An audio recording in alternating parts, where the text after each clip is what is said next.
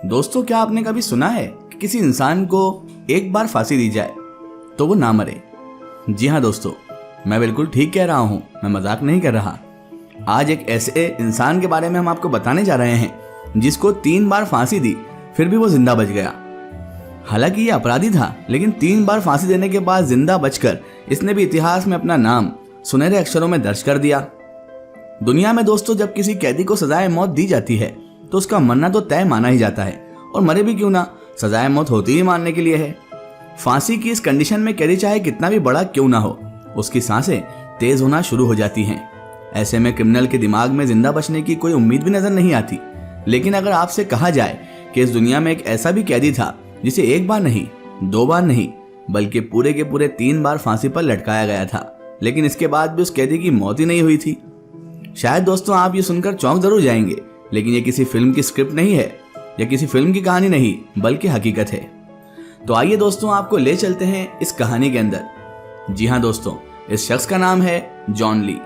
दोस्तों, जॉन ली को फांसी किस जुर्म में दी गई थी या किस क्राइम की वजह से उसे मौत की सजा सुनाई गई थी, ये हम आपको आगे की वीडियो में बताएंगे। लेकिन उससे पहले जॉन 3 बार फांसी पर लटकने के बाद बचा कैसे, ये काफी रोचक है और यही आपको सबसे पहले जानने की जल्दी भी होगी।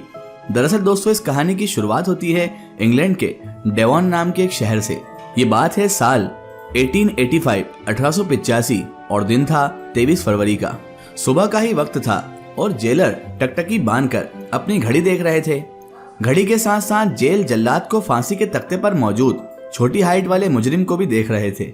आपको बता दे दोस्तों कि उस मुजरिम के चेहरे पर सफेद नकाब पड़ा हुआ था और उसके हाथ पीछे बंधे हुए भी थे। खैर, तभी वो घड़ी आ जाती है जब जेलर जल्लाद की तरफ इशारा करते हैं और जल्लाद लीवर खींच देता है।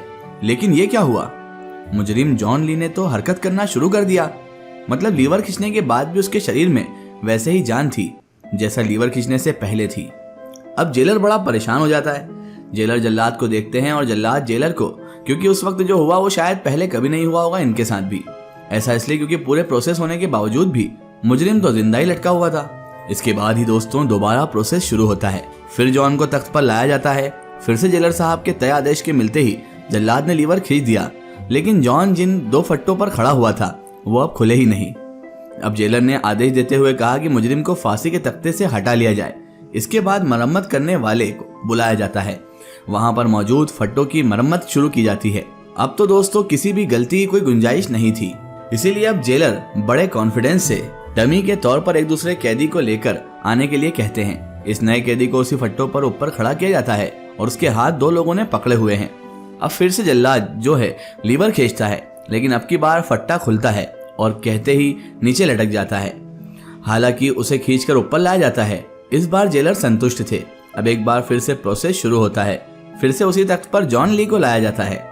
उसके चेहरे पर नकाब डाला जाता है, गले में फंदा डाला जाता है और जेलर के कहने पर जल्लाद फिर से लीवर को खींचता है। लेकिन नतीजा एक बार फिर वही था दोस्तों, क्योंकि फट्टा एक बार फिर से नहीं खुला था। वहां मौजूद सबको ये लगने लगा था कि शायद मुजरिम की प्रार्थनाओं में कोई असर है, उसकी दुआओं में बहुत ताकत है, जो बार बार लीवर खींचने के बाद भी वो मर नहीं पा रहा। अभी कहा जा सकता है दोस्तों कि जॉन की किस्मत में इस रोज मौत नहीं लिखी थी और इधर जेलर साहब को अपनी नौकरी की चिंता सताने लगी थी। बस फिर क्या था, तिल मिलाकर जेलर ने जल्लाद से एक बार फिर से लीवर खींचने को कहा और इतने में वहां पर खड़े हुए मेडिकल ऑफिसर से देखा ना गया और तुरंत वो जेलर के पास गए, जिसके बाद उन्होंने बोला कि अगर फांसी ही देनी है तो आटे के बोरे मंगा लीजिए। और देखते ही देखते मेडिकल ऑफिसर ने गुस्से में आकर जेलर से कहा कि अब आपको इस इंसान की जिंदगी से और नहीं खेलने दूंगा, चाहे कुछ भी हो जाए। फिर क्या था, जेलर साहब ने तंग आकर जॉन की फांसी को रोक दिया और वापस जेल में भेज दिया।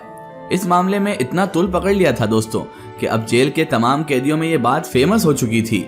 सबके मन में एक ही सवाल था कि क्या वाकई में कोई जादू था जो फांसी को रोक रहा था, या मुजरिम जॉन की किस्मत अच्छी थी, या वजह कुछ और ही थी। अब आपके सवालों के जवाबों को तलाशने के लिए थोड़ा सा आपको पीछे लेकर चलते हैं। तब जॉन एक साफ सुथरी छवि, एक अच्छा व्यक्ति था। जॉन एक गरीब घर में पैदा हुआ था और वह नेवी में काम करते थे। हालांकि एक इंसिडेंट में जॉन को चोट लग गई जो काफी गहरी थी, इसलिए उन्होंने इस पद से रिटायरमेंट ले लिया और बाद में वो एक फौजी कर्नल के घर के नौकर का काम करने लगे। हालांकि नौकरी तो ये सभी करते हैं, लेकिन सबको नौकर कहा नहीं जाता। जॉन ली वो नौकर थे जिनसे नौकरों की तरह पेश आया जाता था, इसीलिए उस पर चोरी का इल्जाम लगाकर उसे जेल भेज दिया गया। लेकिन 6 महीने बाद ही उसकी रिहाई हो गई और तब एक औरत ने उसे अपने घर का बागवानी का काम करने के लिए सौंप दिया। इस औरत का नाम था एमा किस। आपको बता दें दोस्तों कि एमा एक अनमैरिड महिला थी और वो काफी अमीर भी थी। उसका बड़ा सा घर था जिसमें वो अकेले रहा करती थी। खैर 15 नवंबर 1884 की रात को एमा जल्दी सोने के लिए चली जाती हैं। सुबह हुई तो लोगों ने एक अजीब सा मंजर देखा। उस रात एमा की हत्या हो चुकी थी और उससे चौंकाने वाली बात यह थी कि हत्या करने के बाद सारे सबूत भी छुपा दिए गए थे, जिसके बाद एमा के घर को आग लगा दी गई थी। अब तो एमा के घर में कई नौकर काम करते थे, जिनमें जॉन ली की सौतेली बहन एलिजाबेथ हैरिस भी थी। लेकिन जिस दिन एमा की हत्या हुई दोस्तों, उस दिन घर में सिर्फ एक ही नौकर था और वो था जॉन। पुलिस ने हत्या के आरोप में उसे गिरफ्तार कर लिया और गिरफ्तारी के बाद जॉन पर कोर्ट में मुकदमा चला। हालांकि यूं तो जॉन ली के खिलाफ किसी भी तरह का कोई पुख्ता सबूत नहीं मिला था, लेकिन फिर भी उसे दोषी माना गया। फिर कोर्ट ने 45 मिनट की सुनवाई के बाद उसे फांसी की सजा सुना दी। केस पूरा हो गया, लेकिन इसमें कई पेंच थे। एक चीज और भी, और ये थी कि जिस शख्स ने उसका केस लड़ा उसके बारे में यह अफवाह थी कि उसकी जॉन ली की सौतेली बहन एलिजाबेथ हैरिस के साथ अफेयर था। इतना ही नहीं दोस्तों, एलिजाबेथ हैरिस घटना के वक्त प्रेग्नेंट भी थी। जिस रोज हत्या हुई उस रात की कहानी जॉन ली के बाग में 2 पुलिस वालों को सुनाई गई थी। जॉन ने पुलिस वालों को यह बताया कि एमा किस के सोने जाने के बाद घर में एक पार्टी हुई, जिसमें शहर का एक लीड क्लास का एक आदमी और उसकी गर्लफ्रेंड शामिल हुए थे।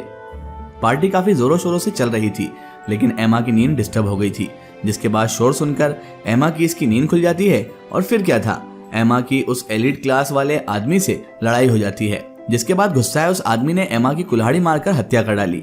फिर उसने सबूतों पर पर्दा डालने के लिए घर को जला दिया। इस काम में जॉन ली ने भी उसकी मदद की थी। लेकिन अब सवाल ये पैदा होता है कि आखिर वो इंसान था कौन। इसके बारे में उसने किसी को नहीं बताया, लेकिन कई लोगों का मानना था कि वो आदमी वही वकील था जिसने उसका केस लड़ा था और जो उसकी बहन का प्रेमी भी था। अब दोस्तों, अक्सर जो भी रहा हो, अंत में तो हुआ ये कि जॉन ली को दोषी ठहराया जाता है और उसे फांसी की सजा सुना दी गई। सजा सुनाने के बाद जज ने उससे पूछा, तुम्हें कैसा महसूस हो रहा है? सवाल सुनने के बाद जॉन ने जवाब दिया कि वो बिल्कुल शांत है, क्योंकि उसे लग रहा था कि उसका ईश्वर जानता है कि वो निर्दोष है।